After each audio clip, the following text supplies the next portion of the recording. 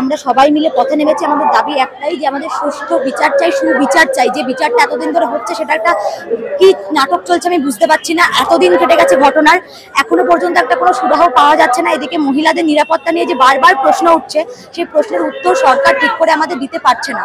আমরা দিনের পর দিন দেখে যাচ্ছি যে নারী সুরক্ষা এনশিওর করার জায়গা সেটা দিনে দিনে খারাপ হচ্ছে। একজন ডাক্তার ডিউটি করতে গিয়ে যার এরকম অবস্থা হতে পারে, তাহলে সাধারণ নাগরিক রাস্তাঘাটে চলতে গিয়ে প্রতিনিয়ত যে আমাদের এই অসুবিধার মধ্যে পড়তে হচ্ছে, সেই সবকিছুর বিচার চেয়ে আজকে আমরা প্রেসিডেন্সি সবাই মিলে, মানে প্রাক্তনী, আমাদের শিক্ষক, আমাদের স্টুডেন্ট সবাই মিলে একসাথে পথে নেমেছি। আমাদের দাবি একটাই, এই আরজি করের যে ঘটনা ঘটেছে তার সুষ্ঠু বিচার চাই এবং আমাদের নারী সুরক্ষা সুরক্ষিত, মানে নারী সুরক্ষা এনশিওর করতে। শাসক দল বলছে বাম রাম নাগরিক সমাজ বা ছাত্র সমাজ নামে বাংলাকে অশান্ত করতে, সরকারকে অশান্ত করতে লেগেছে, কারণ আমরাও ফাঁসি চাই বা বিচার চাই। শাসক দল বলছে, কি বলবেন? শাসক দল এটা বলছে এবং পুরোপুরি দেখা যাচ্ছে যে ওপেনলি শাসক দল একটা কভার করার চেষ্টা করে যাচ্ছে প্রথম থেকেই, এবং দেখা যাচ্ছে এবং সেই অনুযায়ী তারা আবার নিজেরাই নিজেদের এগেইনস্টে দেখছি কথা বলছে। এবার এটা কিরকম ভাবে একটা আইওয়াশ করার চেষ্টা করছে সাধারণ মানুষের, এটা আমার মনে হয় ব্যক্তিগতভাবে আমরা আজকে যারা এনেছি, আমরা কোনো পার্টি বা কোনো দলীয় কোনো পরিচয় নিয়ে আসিনি। আমরা সাধারণ ছাত্রছাত্রী হিসেবে আজকে পথে নেমেছি, সাধারণ নাগরিক হিসেবে পথে নেমেছি।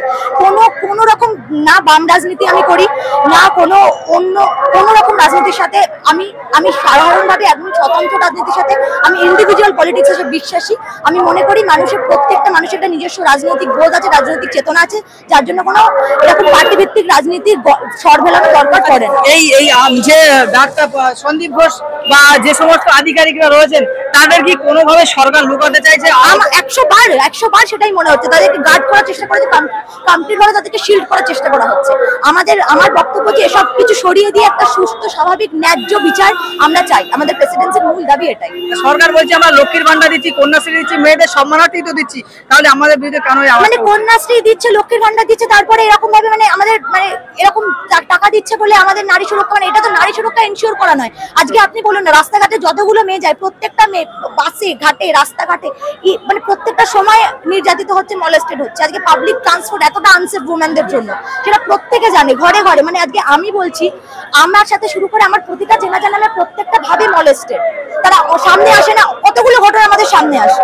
শুধুমাত্র এরকম টাকা দিয়ে দিচ্ছে বলে, কন্যাশ্রী দিচ্ছে, সুরক্ষা দিচ্ছে, এটা তো সুরক্ষা বলা হয় না। এটা এরকম ভাবে তো এটা কোনো সুরাহাই হয় না।